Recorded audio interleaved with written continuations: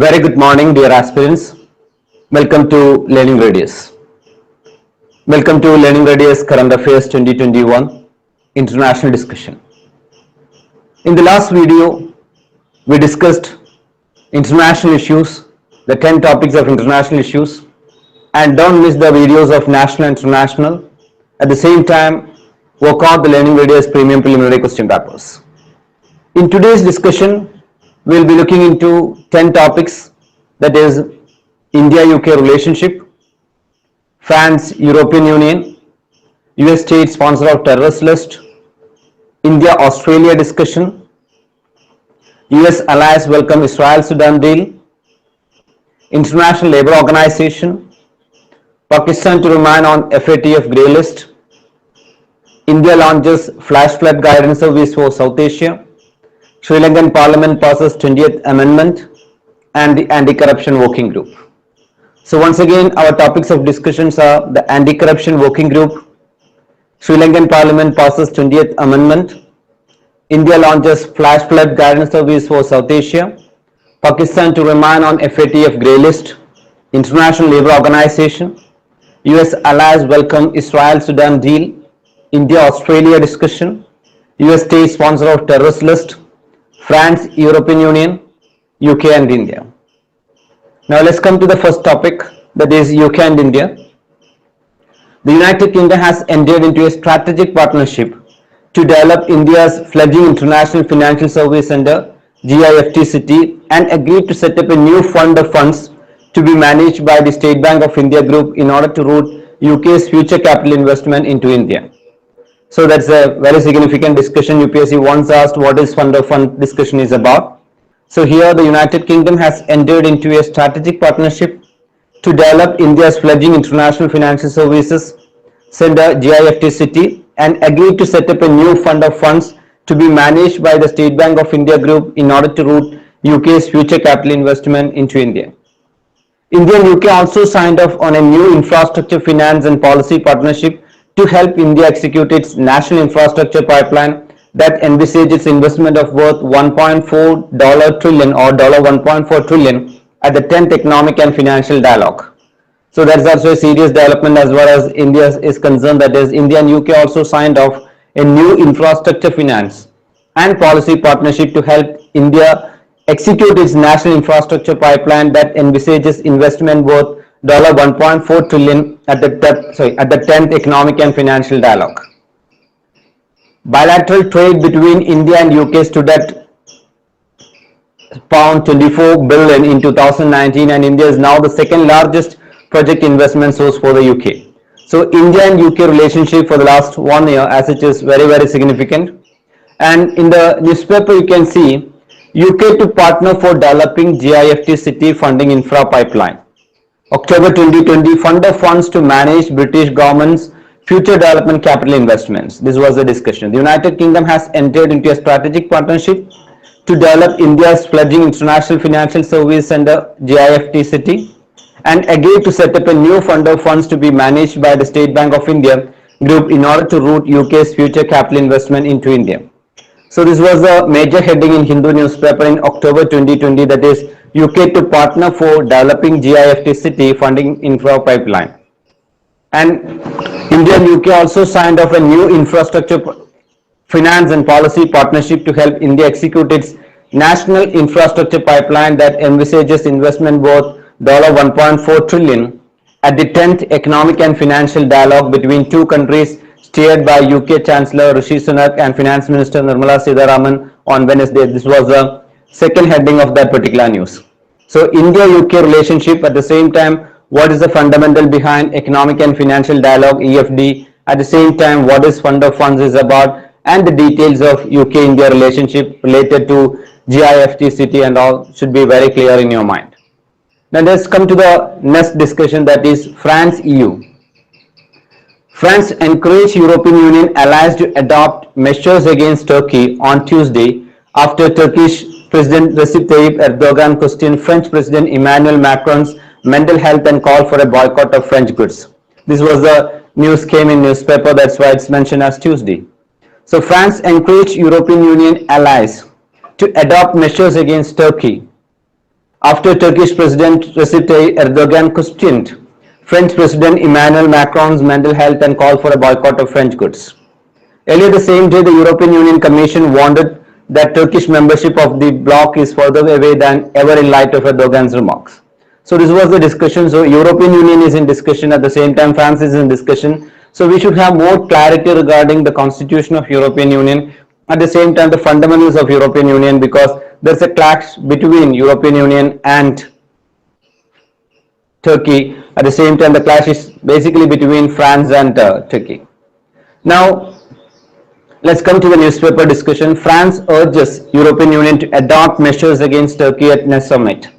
Reuters, October 2020. In the Reuters website, you can see Paris Reuters or Reuters. France urged fellow European Union leaders on Tuesday to adopt measures against Turkey after Turkish President Tayyip Erdogan questioned French President Emmanuel Macron's mental health and called for a boycott of French goods. France is united and Europe is united. At the next European Council, Europe will have to take decisions that will allow it to strengthen the power balance with Turkey to better defend its interest in European values, Trade Minister Frank Riester told lawmakers without elaborating. So this was the discussion. That means European Union is in discussion last year and the issue is between France and Turkey. So have a complete understanding about the fundamentals of European Union. So European Union is a group of 27 countries in Europe. All countries that are part of European Union work together to make sure that there is peace in Europe, people have good lives, things are fair for all people and nobody is left out. The language and culture of all people are respected. There is a strong European economy and countries use the same coin to do business together. This is a fundamental of European Union, and Lisbon Treaty, like that, the fundamentals related to European Union formation also should be clear in your mind. Next is US state sponsor of terrorism list. US President Donald Trump sent a letter to Congress on October 26, formally informing lawmakers that Sudan was no longer designated state sponsor of terrorism. Sudan became the third Arab nation in recent weeks to normalize relations with Israel. So two news, that is, one is US President 2020, that's why US President Donald Trump sent a letter to Congress on October 26, 2020, formally informing lawmakers that Sudan was no longer designated state sponsor of terrorism. At the same time, Sudan became the third Arab nation in recent weeks to normalize relations with Israel. Now, what is US state sponsor of terrorism list? The US Secretary of State, the minister primarily in charge of foreign relations, have been given powers to designate countries that have repeatedly provided support for acts of international terrorism as state sponsors of terrorism. According to the State Department website, the US can place 4 categories of sanction on countries part of the list: restriction on US foreign assistance, a ban on defense export and sales, certain controls over exports of dual-use items, and miscellaneous financial and other restrictions. So there are 4 restrictions as such. One is a ban on defense export and sales, certain controls over export of dual use of items, and miscellaneous financial and other restrictions. So here sanction can also be placed on countries and persons that engage in certain trade with designated countries too. So according to a State Department website, the US can place 4 categories of sanctions on countries part of the list: restriction on US foreign assistance, a ban on defense export and sales, certain controls over export of dual-use items, and miscellaneous financial and other restrictions. Now, after Sudan delisting, 3 countries remain with the designation, that is Syria, listed in 1979, Iran 1984, and North Korea. Right now there are 3 countries. This one is Syria, second one is Iran, and third one is North Korea. Apart from Sudan, other countries which were once a part of the list and later removed include Iraq, first removed in 1982, relisted in 1990, and again removed in 2004. So that is, one is Iraq, second one is South Yemen 1990 when it merged with North Yemen. Next is Libya in 2006 and Cuba in 2015. According to a Council on Foreign Relations report, Sudan's delisting would require approval from the US Congress and would take several weeks. So that's a basic discussion about. And in the newspaper, in Hindustan Times, United States signs notification to officially remove Sudan from state sponsor of terrorist list. This was the news in Hindustan Times. This comes after US President Donald Trump sent Congress a letter formally informing the lawmakers that his administration has rescinded Sudan's designation as a state sponsor of terrorism. That was the discussion. So US signs notification to officially remove Sudan from state sponsor of terrorist list. The US Secretary of State Michael Pompeo has signed a notification removing Sudan from the state sponsors of terrorism list, said the US Embassy in Khartoum on Monday. This was the news in Hindustan Times. Next discussion is about the relationship between India and Australia. And in that, Adult Innovation Mission AIM, in association with CSIRO, is organizing a two-day hackathon on circular economy, India-Australia Circular Economy Hackathon IACE on 7 and 8 December. So here Adult Innovation Mission is in discussion. At the same time, circular economy is in discussion. Circular Economy Hackathon is in discussion, that is IACE is in discussion. At the same time, the fundamentals of CSIRO 2. Adult Innovation Mission, in association with CSIRO, is organizing a two-day hackathon on circular economy, India-Australia Circular Economy Hackathon on 7 and 8 December. The idea of IACE was conceived during a virtual summit on 4th June between Indian and Australian Prime Minister, exploring innovative ways to boost circular economy in India and Australia. IACE will focus on identification. IACE means India-Australia Circular Economy Hackathon. That is a full form. I stands for India, A stands for Australia, C stands for Circular, E stands for Economy. So IACE, that is IACE Hackathon. IACE will focus on identification and development of innovation technology solutions by bright-minded students, startups and MSMEs of both nations. So the idea of IACE, the idea of India-Australia Circular Economy Hackathon, was conceived during a virtual summit on 4th June between India and Australian Prime Minister, exploring innovative ways to boost circular economy in India and Australia. IACE will focus on identification and development of innovative technology solution by bright-minded students, startups and MSMEs of both nations. The four key themes of the hackathon are as follows: innovation in packaging, reducing packaging waste; innovation in food supply chains, avoiding waste; creating opportunities for plastic waste reduction; and recycling critical energy metals and e-waste. So these are the significant four key themes for the hackathon as such. Now, Niti Aayog AIM launches India-Australia Circular Economy Hackathon IACE with Australia's Commonwealth Scientific and Industrial Research Organisation. Posted on 26 October 2020 by PIB. You can see Adult Innovation Mission launches India-Australia Circular Economy Hackathon IACE with Australia's Commonwealth Scientific and Industrial Research Organisation, that is CSIRO. That was the discussion about. Now, Adult Innovation Mission, in association with CSIRO, is organizing a two-day hackathon on circular economy. India-Australia Circular Economy Hackathon was the discussion came in PIB. So, India-Australia discussion, Adult Innovation Mission, India-Australia Circular Economy Hackathon, what is circular economy as a concept, what is CSIRO is about, and at the same time, what is the aim, mission and vision of Adult Innovation Mission, and at the same time, vision and mission of IACE should be clear in your mind. Next one is US allies welcome Israel-Sudan deal. That was the next discussion about. Sudan and Israel agreed to normalize relationship in a US brokered deal to end decades of hostility that was widely welcomed but stirred Palestinian anger. So US allies welcome Israel-Sudan deal. That was the discussion. Sudan and Israel agreed to normalize relationship in a US brokered deal to end decades of hostility that was widely welcomed but stirred Palestinian anger. The announcement makes Sudan technically at war with Israel since its 1948 foundation, the third Arab country to forge diplomatic relationship with Jewish state in the last 2 months. Other US allies including Germany, Egypt, United Arab Emirates, Bahrain welcome the deal as a boost to stability in the West Asia. So once again, other US allies including Germany, Egypt, UAE, that is United Arab Emirates, Bahrain welcomed the deal as a boost to stability in West Asia. Palestinian leaders strongly condemned the deal, echoing their rejection of Israel's normalization accords with UAE and Bahrain signed in Washington. In Hindi newspaper, the news as such came in this manner: United States allies welcome Israel-Sudan deal. United States allies welcome Israel-Sudan deal. Iran-Palestinian cry fall. The Hindu. Sudan is the third Arab government to reset ties in last 2 months. This was the discussion.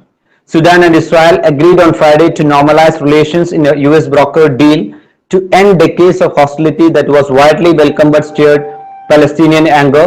The announcement makes Sudan technically at war with Israel since its 1948 foundation, the third Arab country to forge diplomatic relations with Jewish state in the last 2 months.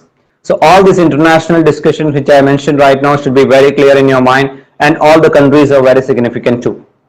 Next is about International Labour Organization, that is about ILO. India assumed the role of chair of ILO, that is International Labour Organization, governing body for the period of October 2020 till June 2021. It is taking up the role after a gap of 35 years. Labour Secretary Apurva Chandra will preside over the upcoming meeting of the governing body in November 2020. So India assumed the role of chair of the International Labour Organization's governing body for the period of October 2020 till June 2021. That's a discussion about. It is taking up the role after a gap of 35 years. Labour Secretary Apurva Chandra will preside over the upcoming meeting of the governing body in November 2020. The ILO's governing body is its apex executive body that decides on matters of policy, agenda and budget, as well as elects the Director General itself. It provides opportunity to interact with the senior officials and social partners of the member states. So it is about ILO, International Labour Organization. And what is about ILO? We should have an idea. International Labour Organization was founded in 1990. So it is 100 plus years right now, 102. In the wake of a destructive war to pursue a vision based on the premise that universal lasting peace can be established only if it is based on social justice. So international organization is fundamental. ILO became the first specialized agency of the UN in 1946. The main aim of the ILO are to promote rights at work, encourage decent employment opportunities, enhance social protection and strengthen dialogue on work-related issues. So fundamentals of ILO should be there in your mind because ILO is in the limelight and now India is playing a key role in ILO. Now right from PIB, there is a press release on 25th June 2021. You can see Ministry of Labour and Employment. India's term as chairperson of governing body of International Labour Organization comes to an end. That was the discussion.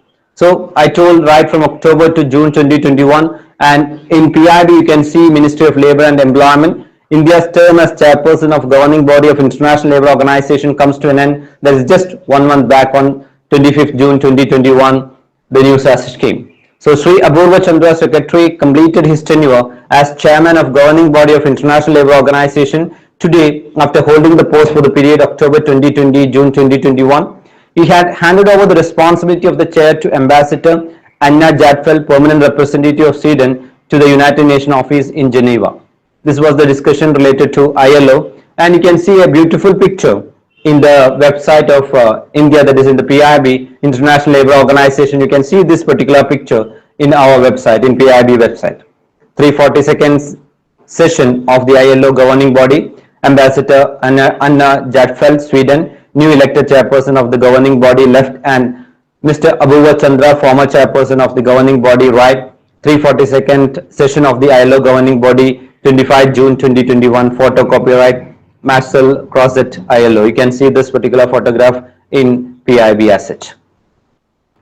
Now next one is to 37th topic as it is, Pakistan to remain on FATF grey list. The Financial Action Task Force FATF decided to keep Pakistan on the grey list. That's the discussion.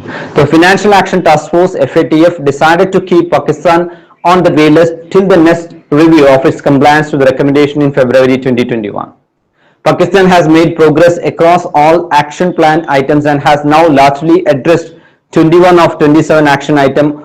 As all action plan deadlines have expired, FATF strongly urges Pakistan to swiftly complete its full action plan by February 2021. This was a new scheme during the time of 2020 discussion.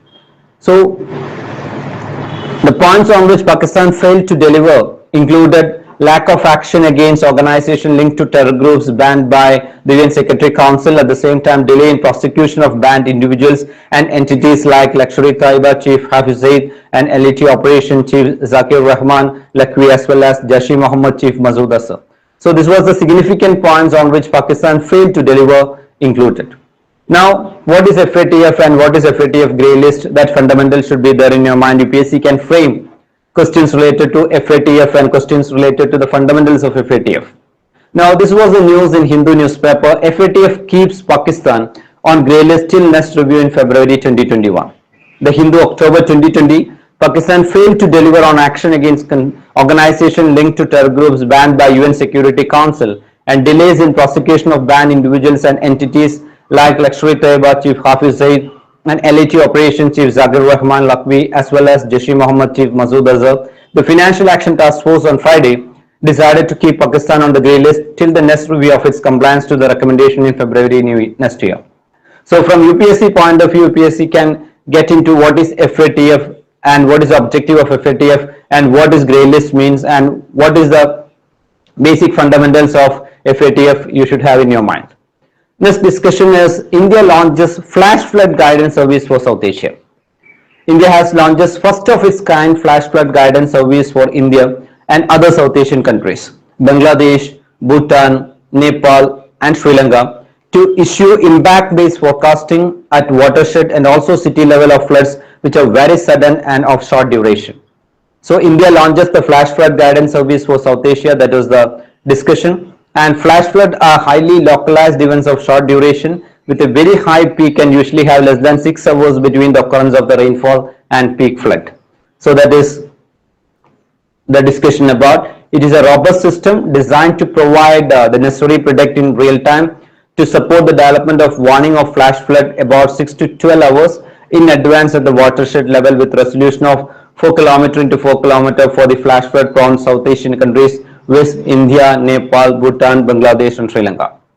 Now you can see right from PIB on 1st January 2021, you can see a news, Press Information Bureau, Government of India, Ministry of Earth Sciences, Flash Flood Guidance Service launched the first of its kind of South Asian countries, namely India, Bangladesh, Bhutan, Nepal and Sri Lanka. So Flash Flood Guidance Service launched the first of its kind for South Asian countries, namely India, Bangladesh, Bhutan, Nepal and Sri Lanka. This was the discussion, and you can see in detail discussion in connection with the new development in the PIB as such. Next discussion is Sri Lankan Parliament passes 20th Amendment. The 20th Amendment to Sri Lanka passed in Parliament with a 2/3 majority. In our earlier discussion, we discussed about Sri Lanka's 19th Amendment. Now the highlights, the constitutional amendment strengthened the powers of the executive. The new legislation in turn reduces the Prime Minister's role to a ceremonial one. Once again, the new legislation in turn reduces the Prime Minister's role to a ceremonial one. In the last discussion, I mentioned about the 19th Constitutional Amendment introduced in 2015. That's in Sri Lanka. The legislation envisages the dilution of many powers of executive presidency which had been in force since 1978. It involves the reduction in terms of president and parliament from 6 years to 5 years, reintroduction of a 2-term limit that a person can have as president. So that's about 19th Constitutional Amendment. Now we are discussing about 20th Constitutional Amendment, 19th Constitutional Amendment of Sri Lanka. As like I mentioned, the reduction in the terms of president and parliament from 6 years to 5 years, reintroduction of a 2-term limit that a person can have as president, and we have a detailed discussion in our earlier video in connection with the 19th Constitutional Amendment of Sri Lanka. Now the power of president to dissolve parliament only after 4.5 years, the revival of the Constitutional Council and the establishment of independent commission, all as such is coming on 19th Constitutional Amendment. Now here, Sri Lanka controversial 20th Amendment passed. This was the discussion in Hindu newspaper. The controversial 20th Amendment to Sri Lankan's constitution that envisages expansive powers and greater immunity for the executive president was passed in parliament with 2/3 majority following a two-day debate. So this was the discussion. The 20th Amendment was the Rajpaksa's administration's first big test in the legislature, since it triggered concerns and resistance from not just the political opposition but also the influential Buddhist clergy that Sri Lanka's southern polity venerates. So here, Sri Lanka, the controversial 20th Amendment passed. This was the discussion.